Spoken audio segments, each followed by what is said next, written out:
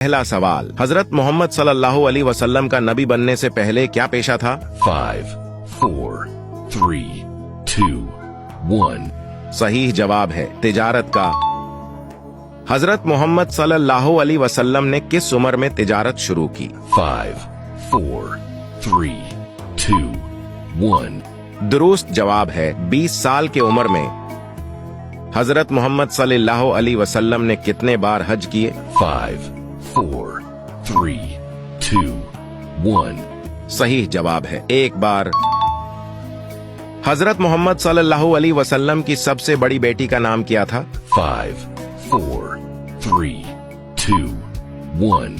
सही जवाब है हजरत ज़ैनब रजी अल्लाह अन्हा। हजरत मोहम्मद सल्लल्लाहु अलैहि वसल्लम के कितने बेटे थे? 5, 4, 3, 2, 1. इसका जवाब कमेंट में दो, देखते हैं कौन सही जवाब देता है।